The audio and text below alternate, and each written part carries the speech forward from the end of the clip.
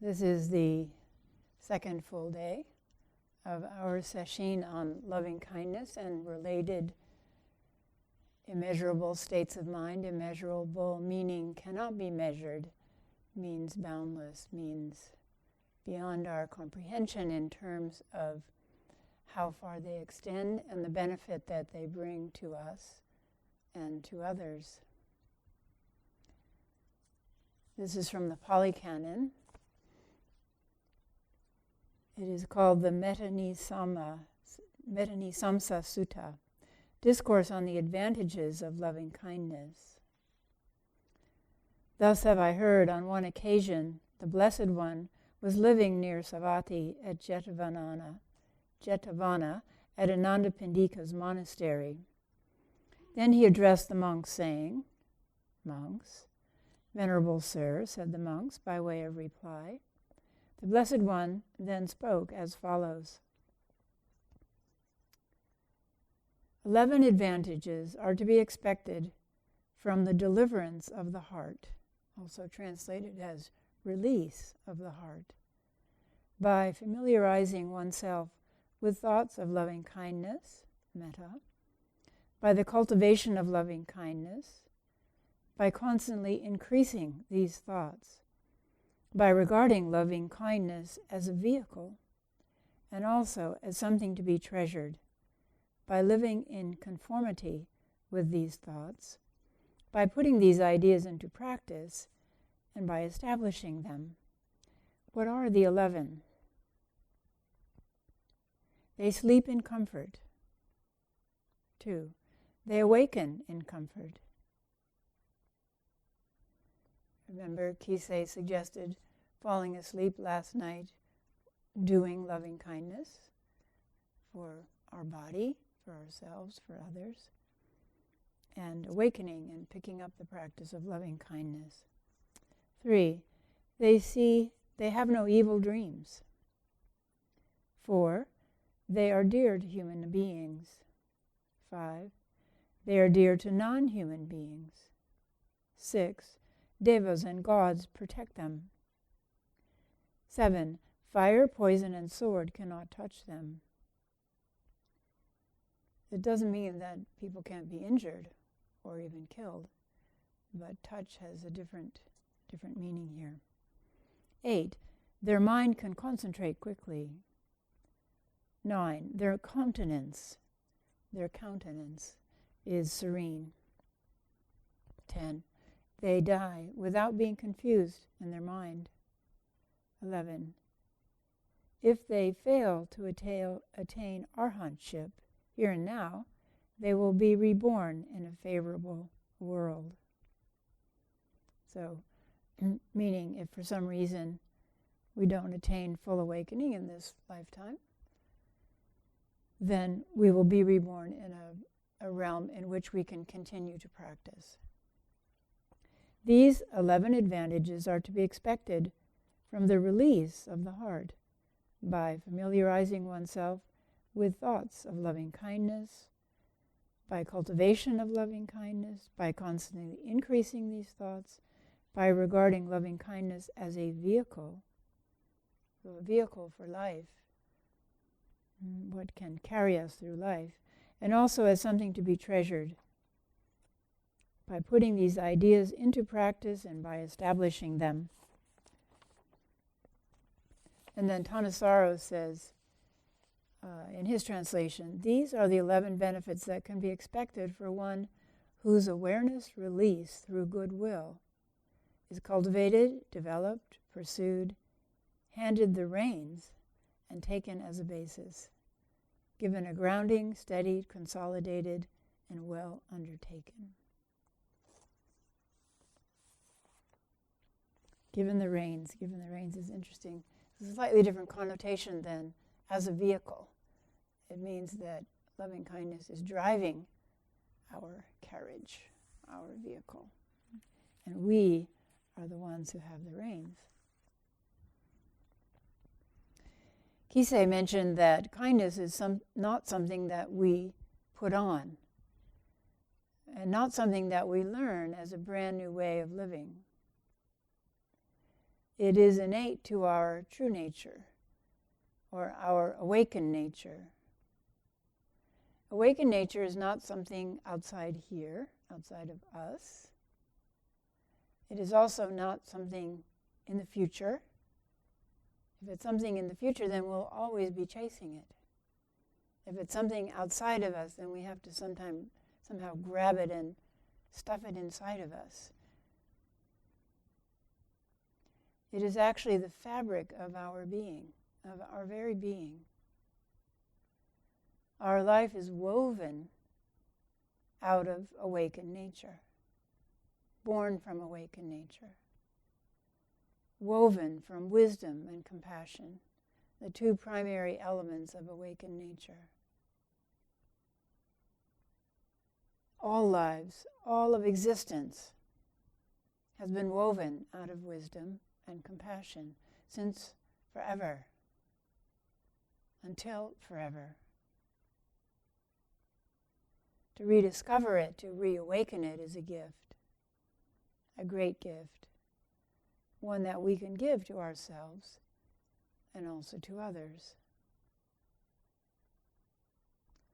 Don't believe this just because this old monk or some tulku you read said this.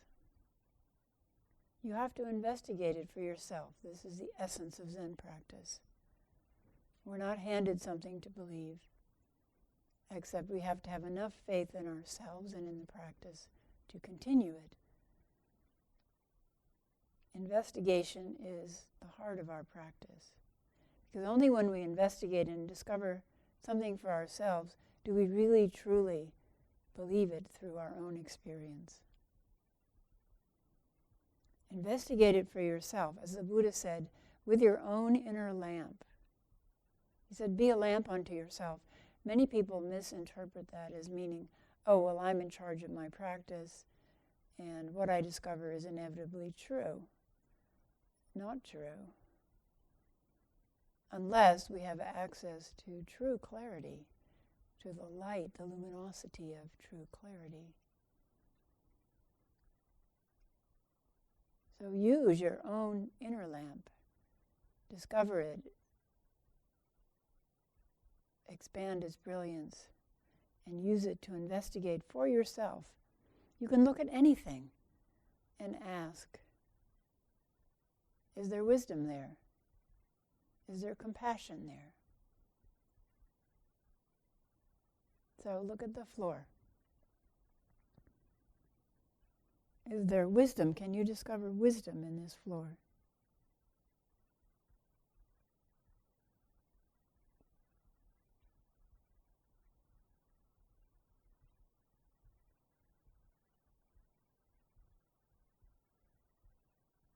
Can you discover compassion in this floor?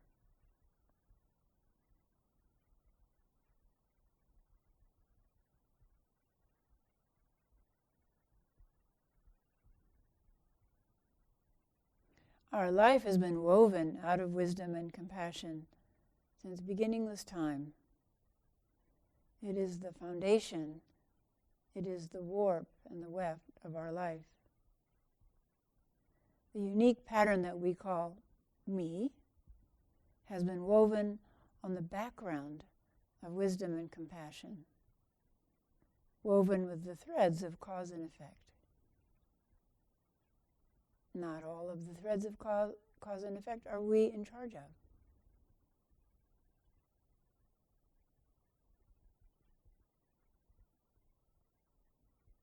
Some we are.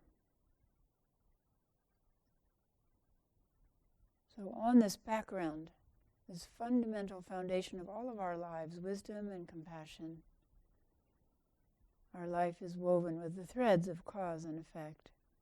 Unfortunately, we have forgotten what the foundation was. And we have taken over ownership of our life. Oh, that's my achievement. Then, oh, see, I was the best. Or, that was a stupid mistake. I'm the worst. And thus we weave suffering when we separate from the foundation.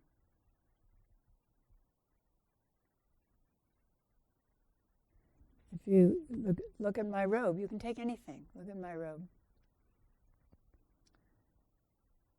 We begin to see the mistake of thinking that we own this life. A vast robe of liberation, we call it, when we put on our okesa or raksu or wagesa. Vast robe of liberation. Liberation is composed of what? What does liberation mean? Liberation from what? To what? It means awakening to our innate wisdom and compassion, having access to it.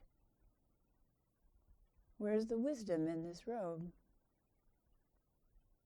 This robe is sewn by old women in Japan who specialize in making priest robes. And then they pass that knowledge on to younger women, who in turn pass it on in turn to other women. It's a specialty of women and considered a sacred way of life, a religious occupation. So there's wisdom in the weaving of the fabric, in how it is cut, and how it's pieced together to fit the particular person. You can apply this to all of your clothing. In this robe, I especially marvel at the collar. Everything that I sew, like samaway and so on, it always seems to tear out at the shoulders, but by some miracle or some wisdom these women have, it never tears out at the collar. I don't know how they do it. There is kindness, too, in it, even how it is folded when it arrives in a box. It has strands of white silk that tack it together until we snip the threads and pull them out and then lift up the robe and it unfolds. There's compassion in the fabric which doesn't wrinkle and is easy, very easy to wash and dry quickly. There's kindness in the length of the sleeves, which remind you continually to be mindfully aware of what your hands and arms are doing, or the sleeves will drag. Looking deeper, there's kindness in the ancestors who passed this robe to us. And I'm talking not only about this physical robe. Part of this robe dates back to India, part to China, and part to Japan.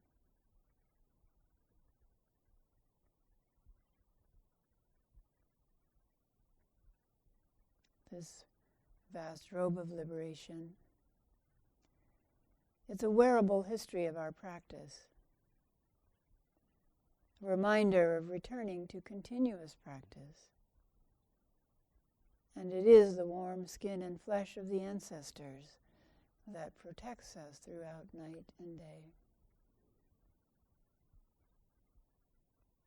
This robe, this physical robe, and the robe, ever unfolding robe of practice.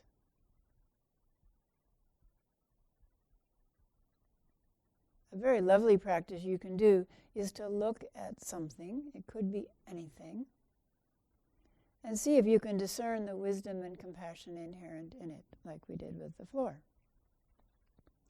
You can try objects first, like a soap dispenser or a utensil in the kitchen. It helps sometimes to start with inanimate objects, and then try with your own self. Can you see the wisdom and compassion in your own body and mind? So you can try it right now. Look at your hand, hold your hand up. You can look at your hand or feel your hand if you don't have sight, one kind of sight. Can you see wisdom in your hand?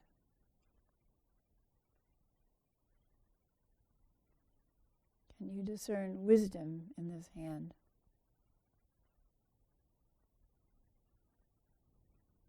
And turn it over, look at both sides. Is there wisdom in this hand?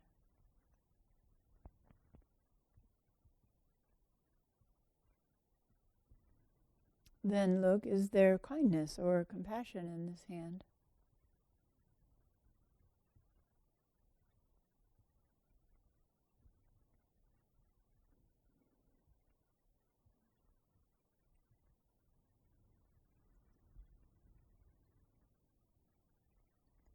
Even though kindness is an inherent part of our deepest nature, if we are honest, we can see that many things cover it up and prevent it from being accessible at all times or from being expressed. So then we have to look at what covers it up. This is a very interesting question. What covers it up? What closes the heart up, as Kisei said? We have to be able to discern when the heart is open or closed. So, for example, if you would close your eyes and imagine a very pleasant scene, yourself very relaxed and happy, perhaps alone, perhaps with someone you care for.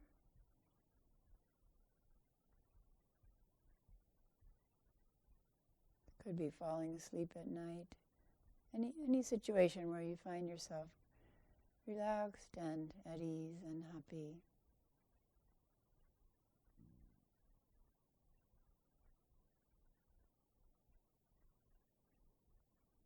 So feel how your body feels, how your face feels. Eyes, mouth, cheeks, neck, chest, heart, belly, hands. And then imagine you hear gunshots quite close.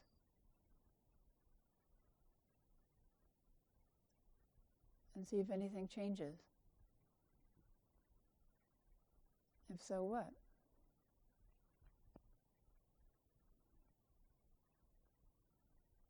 What changes in the body, heart, mind? And then you realize, oh, it's 4th of July is coming. And people are trying out their fireworks. That wasn't gunshots at all. It was celebration and beautiful fireworks. And suddenly you see them in the sky. Then what happens?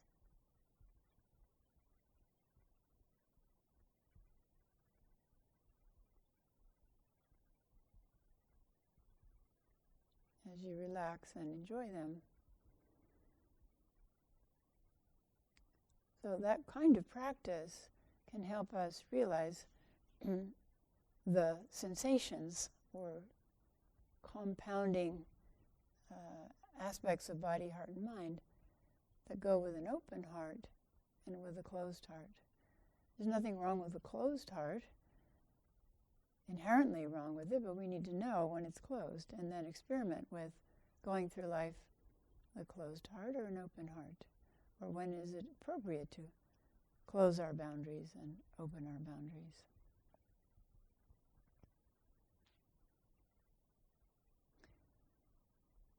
So we have to be honest and say that there are many things that cover up our inherent kindness, kindly attitude, friendliness, basic friendliness, and prevent it from being accessible or expressed. When I pass someone and I bow, as is our custom here, and you're all doing it during Sesshin, if I forget to send metta their way, as I do that, then when I notice, I ask myself, what was distracting or interfering? How did I switch to automatic behavior and not include metta practice? Or if I'm washing dishes and I discover that my heart is closed, I ask myself, what was distracting me? What was interfering? When we look at our hand and we think, ooh, I don't like it. It's ugly. It's too old. I wish it were different. Are these very common critical thoughts obscuring our innate ability to see clearly and to feel kindly towards everything? Or maybe it's comparison that does it.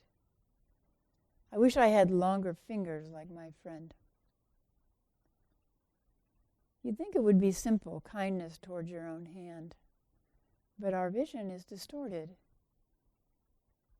And we have to keep investigating by what? Not just thoughts, but the underlying belief. This is my hand. Therefore, it should be different, better. This is my hand. Right there, the distortion begins. And how it looks is a reflection on my self-worth, my value in the world.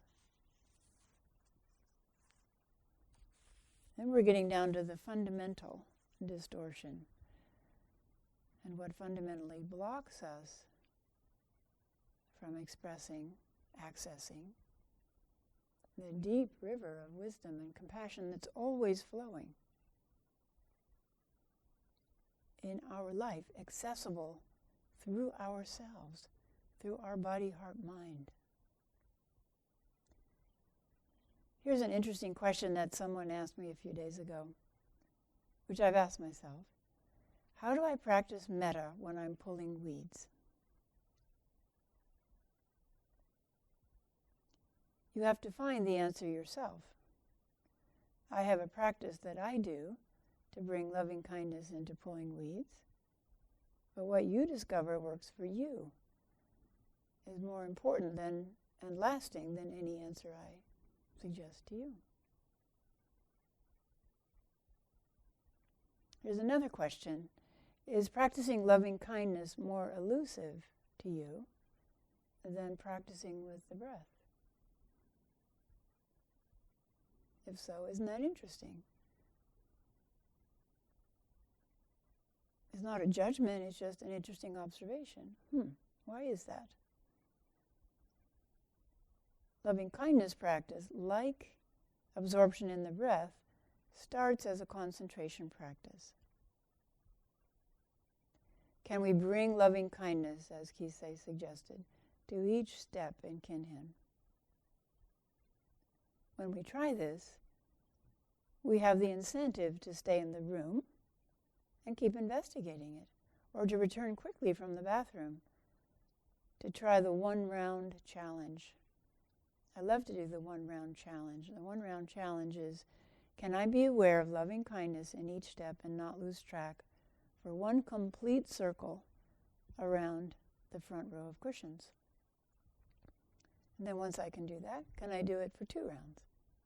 Can I do it during slow Kinhin and then during fast Kinhin? And then can I be aware of loving kindness in each step as I walk towards lunch? And where is that loving kindness? Is it in my foot? Is it in the floor? Is it in the cement walkway? Is it in between? Where is it? Like absorption in the breath, loving kindness can become an expansive, wide-open practice. So it begins as a concentration practice, a kind of discipline of returning to loving kindness practice.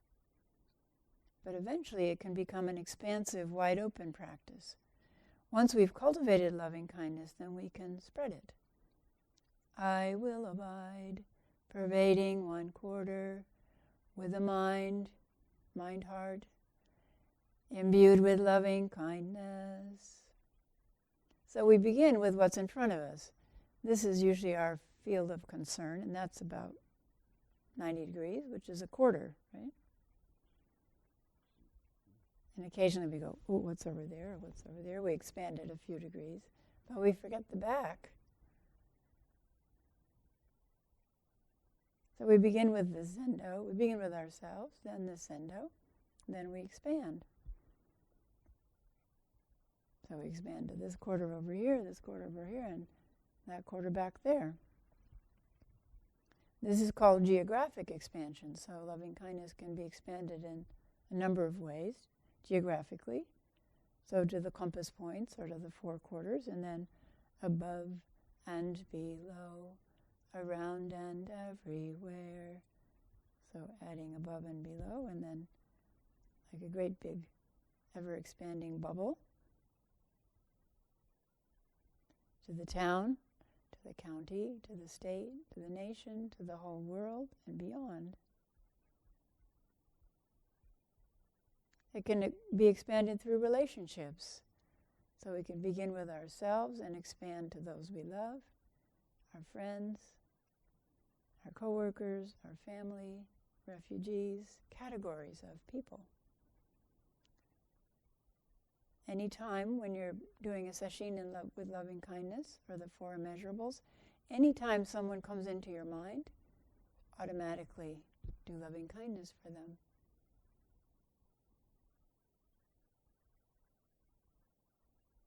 They emerge in your mind to help you. It can be expanded by types of suffering. And to all as to myself. So, you have a headache. So you expand loving kindness to everyone who has a headache. May you be free from pain. May you be at ease. May you be returned to health. So the phrases can be custom made. There's a whole list of phrases in the canon. The ones that we use are ones that I developed. They didn't come from the Buddha, by the way. I mean, they came from the Buddha, but I tailor-made them to what I feel is the main difficulty in our culture, which is anxiety, pervasive form of suffering. And I made them to be easy. In the traditional phrases, it's a little bit complicated. It's, may you be free from pain and the causes of pain. May you be free from, and may you have good health and the causes of good health, and so on. It's quite extensive. But I think when we use phrases to support our loving kindness practice, it's helpful to have them simple, so I simplified them. So maybe you feel tired. I feel tired. Oh, I can do loving kindness for myself and for anyone who feels tired. There's a lot of them around the world. Or maybe you have aching knees or aching back. Oh, I can do loving kindness for my back, for my knees. And then for anyone in the Zendo, guaranteed there are lots of people who have some pain somewhere, discomfort somewhere, and then expand out. These are instructions that people have been following for over 2,500 years. Isn't that wonderful? Instructions that have brought benefit to people for over 2.5 millennia. And now they have been given to us. May we carry on these practices for the benefit of the entire world. Technically, when you are suffering, and based on the energy of your desire to end your own suffering, you expand that energy to others with the same affliction, you're practicing compassion. When the heart is moved by our own suffering, we begin to recognize that same kind of suffering in other people, and our heart is moved. I remember the first time I had surgery, when I woke up and had to take my first steps out of bed, I thought, oh man, I have never been kind enough to people who had surgery. It's a sad thing about being a human being, that we have to learn through our own experience to be compassionate. Although there's a natural compassion in children if they're raised with love. One of our grandsons, when he was about 4, he saw a donkey and he went, oh. Like he just loved the donkey. It was the first time he'd ever seen a donkey, but something in the donkey awakened his heart of kindness and compassion. Loving kindness is fundamentally a kind, open attitude of the heart towards ourselves and everything. So it's going into the post office with a friendly attitude towards the people behind the counter, or maybe having a really hard day, or the people in line in front of you, behind you. If we practice it long enough, it becomes a basic attitude. Instead of the common attitude, everything is going to turn out badly, we hold the attitude, everything is fine as it is. It doesn't mean that we don't work to change things. It doesn't mean that we don't work to change things. We recognize that there are things that need to be changed, but everything is fundamentally as it is, and from there, we work. Think about it for a moment. If you cook with anxiety or irritation, which we've all done, instead of joy,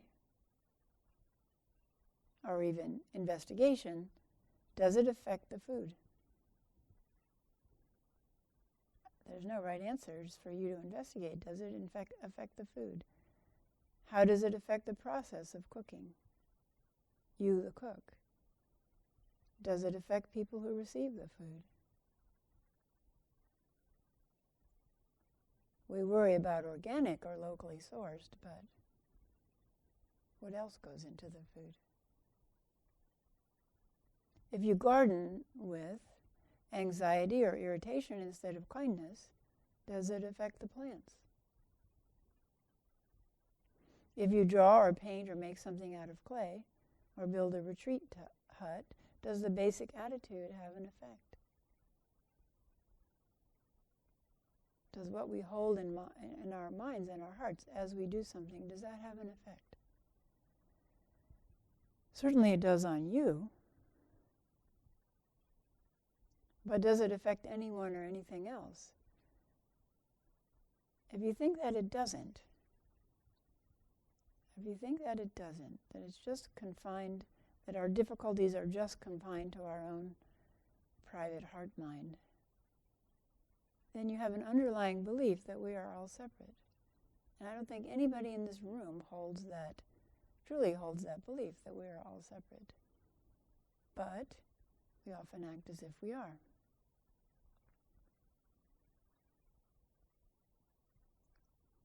Another frequent question, and one that people are often reluctant to ask, is, what if I don't feel anything when I practice loving kindness? I think there's something I'm supposed to be feeling, and I'm not, so therefore I'm failing. What if it just seems like rote recitation when you say the phrases? Then you need a seed. Someone or something you feel a simple kindness towards, like, oh, like that. You know, he didn't know that donkeys can kick you. He just saw this creature with big eyes and kind of a sad face and fur, hair. So, oh. So you need something that you feel simple kindness toward.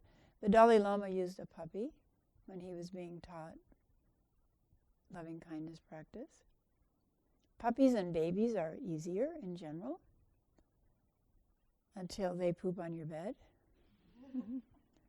or begin crying unconsolably at 2 a.m.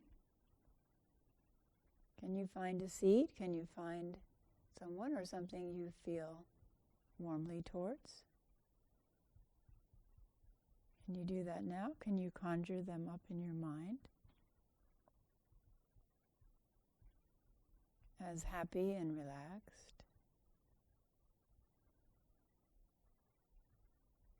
So conjure up whatever could be your seed for cultivating loving kindness, and imagine them happy and relaxed. Whether it's an animal or a person, doesn't matter. How do you know that you feel warmly towards them?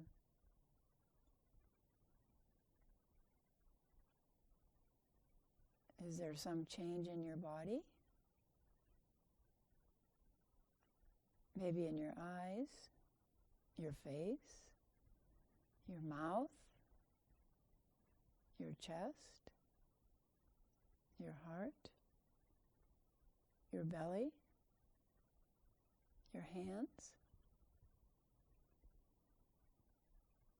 So if you feel even the tiniest change, when you imagine as vividly as you can someone or something that you love being happy and relaxed, then take whatever you notice and cultivate it. Feed it gently as you would a small fire. Let it expand in your own body.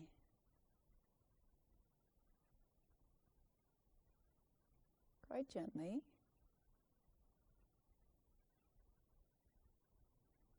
And then let it expand out into the room.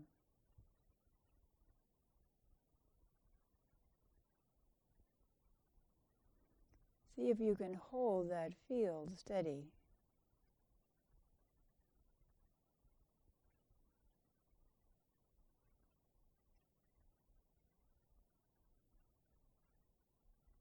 When it collapses, which it will, then you go back to the seed and you start cultivating again.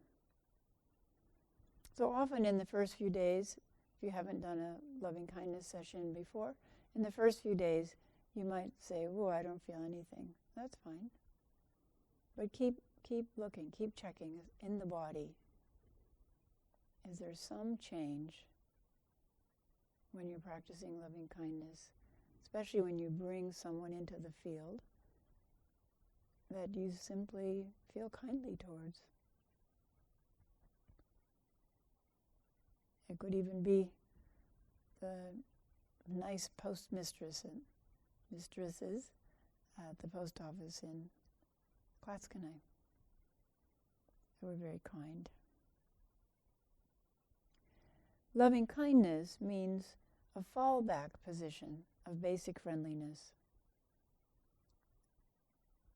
So now please close your eyes again and imagine yourself walking down a street. Let's say in a city, wherever you live, wherever's nearby. And conjure up many different kinds of people coming towards you, one at a time. So watch. Can you maintain a field of basic friendliness, open-heartedness, as each one approaches you and passes? I'll give you some suggestions. A woman who has a baby in her big belly, born and to be born.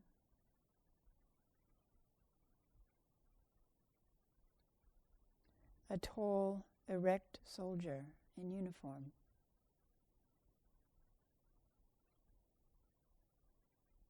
So each one comes towards you and passes you. A short, stooped, aged person.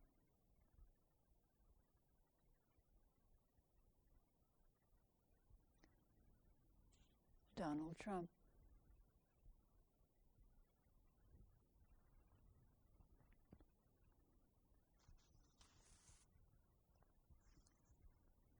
A neo-Nazi with the word hate tattooed on his forehead.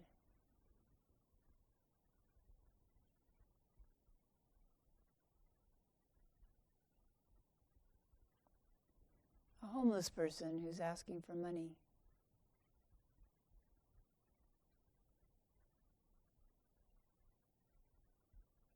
A Catholic nun.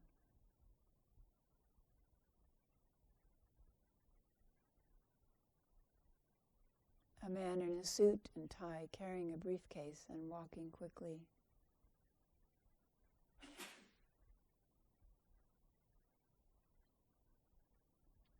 A policeman in uniform.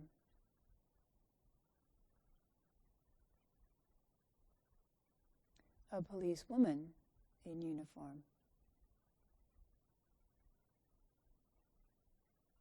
Just notice any differences. A policeman on horseback.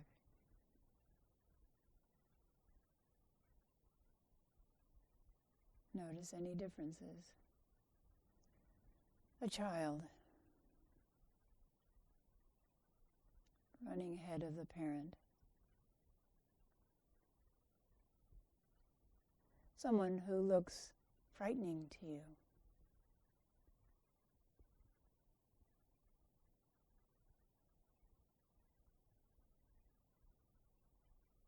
So we keep practicing in this way here during Sesshin, so that when we are in a city, then we've already begun the practice. We've initiated the practice and we can carry it into the city.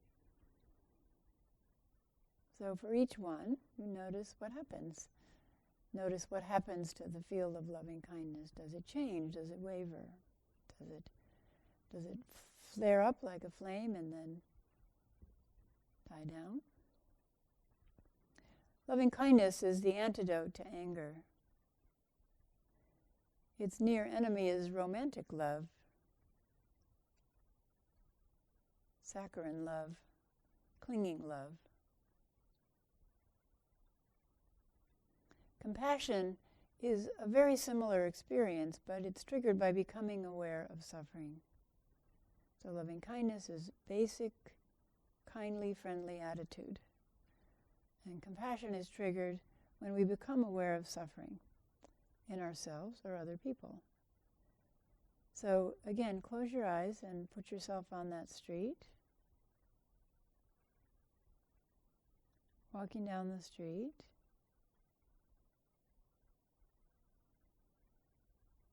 And here comes an aged, stooped person who looks confused and ill, walking uncertainly, unsteadily.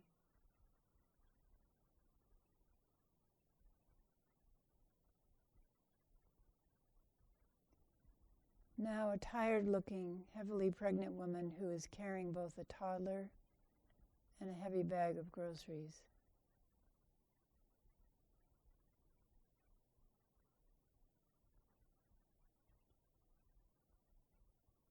She passes, and then here comes a homeless person, one who is lying on a cement doorstep, asleep without a cover in the rain.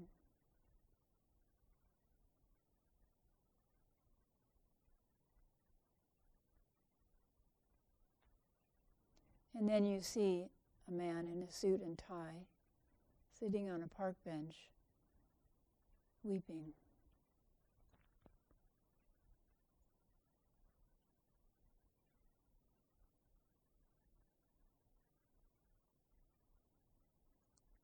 Is there a difference in our experience between loving kindness and compassion? Now try these. Close your eyes.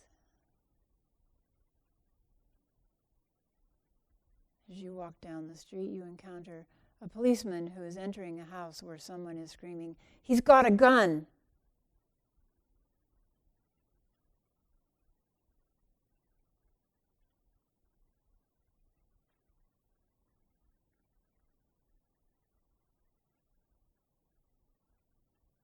You encounter, as I did a while ago, on a bus, a child who is crying and hitting their sibling repeatedly, ignored by the mother. The sibling's also crying.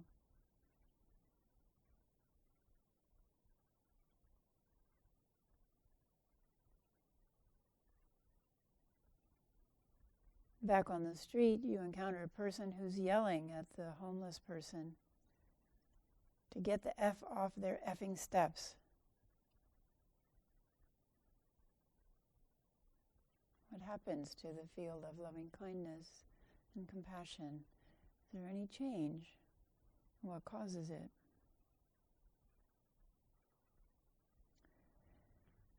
In the Vajrayana, they teach that equanimity comes first of the four immeasurables.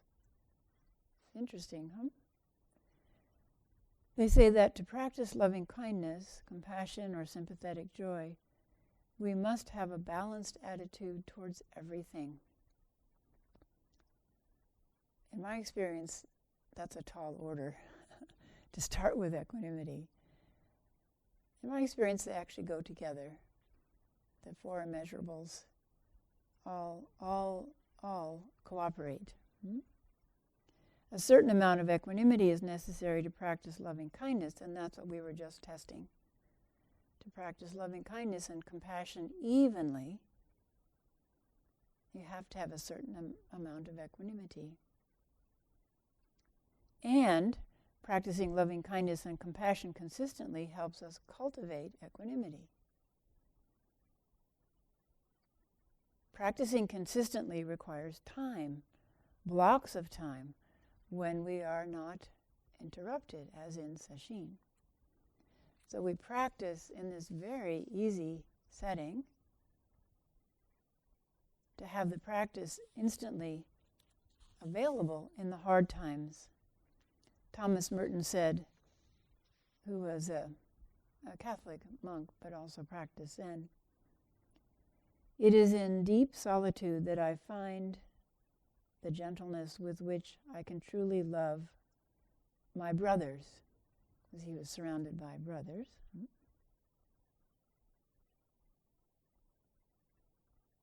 One of our friends is a Vajrayana teacher, and he used to be a Catholic monk at the same monastery where Thomas Merton was in Kentucky. And he said that he was practicing loving Christ. I love Christ. I love Christ. And then he realized, wait a minute, all these annoying brothers who drive me crazy are Christ. Oh, Christ.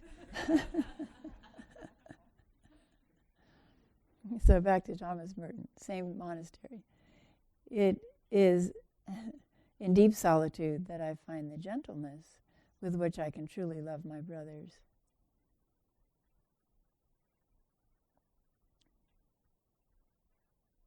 The more solitary I am, the more affection I have for them.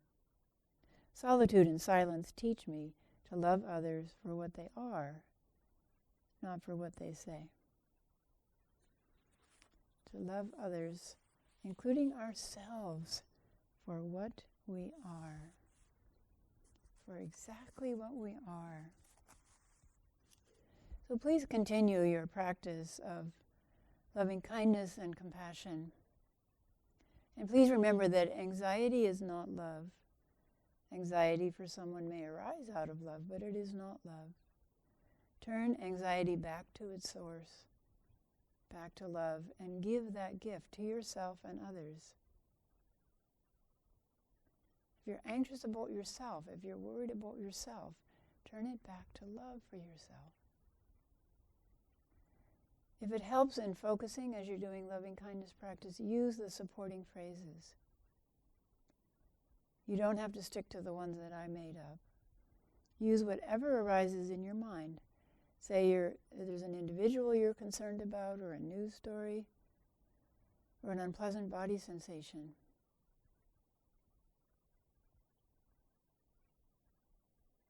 So often when we have an unpleasant body sensation during Sesshin, we think, oh, I'm not practicing right. And then instantly, loving kindness practice. Oh, may I be free of the pain of inner criticism. May everyone in this room be free of the pain of inner criticism. We think, I wonder what will become of my children when I die. They haven't been able to find good jobs or saved enough money to live on when they get old. Time for loving kindness practice. May I be free of anxiety about my children. May I and they be at ease and happy, whatever life brings them.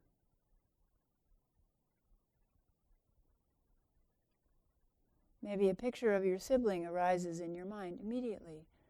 Oh, may they be free from suffering and experience true happiness. And then you can expand it. May everyone, may every brother, may every sister, may every mother, every father, every child be free from and experience. So you fill in the blanks. The Dalai Lama said, if you want others to be happy, practice compassion. If you want yourself to be happy, practice compassion. And then use the phrases as long as they're supporting your practice. But once the heart-mind quiets down and settles, then you can switch to a very simple breath practice, as Kisei reminded you yesterday. In the Thich Nhat Hanh tradition, they use peace and love, just one word, as a support. So you can breathe in peace, which is so easy to do in this beautiful setting, peaceful Zendo. Breathe in peace and let it suffuse throughout your whole being. This deep, deep sense of peace. And then breathe out peace or love to others. Please practice diligently, applying it to everything that you do. Remembering to call the mind back when it wanders away. Call it back without criticism in return to loving kindness, compassion practice. Use this time of concentrated, quiet solitude well.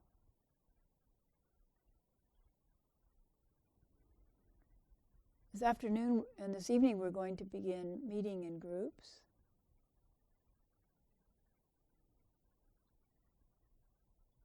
For this Sesshin, we've found that it really works well to meet in groups. There are advantages of meeting in groups. One is that often someone will ask a question that you didn't know you had. And there it is.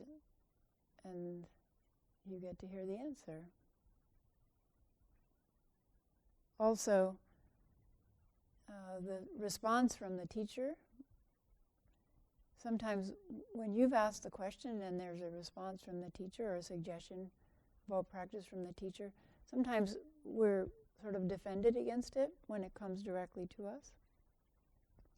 But when they give a suggestion to someone else, it can penetrate our heart and make a difference to us. We call that a carom shot. It's like a billiard shot off the side and then into the pocket, you being the pocket. So carom shots can be very effective in group interview. Teacher doesn't do it on purpose, it just happens. And also, especially when we're doing loving kindness session, we've found that the group experience of interview or expressing what's happening in our practice or asking questions can really connect people. You know, what our heart's true desire is connection, is intimacy. We desire it and we fight it. But when we share our experiences, we realize, oh, I'm not so different from everyone else. Or we hear another person's distress and our heart naturally opens in kindness or compassion. So particularly in this session, this is what we like to do. So do treat it like you're in private interview. So if you ask a question, look directly at the leader, at the teacher, and hold that space of that you're used to holding in Sanzen, individual Sanzen. And the teacher will look directly at you and talk directly to you if you have a question. If you're relating an experience, then open your heart to everyone in the room as you relate that experience, because it will resonate with other people. And please don't offer advice. You know, put whatever your professional advice-giving hat is, put it away, and just listen. So no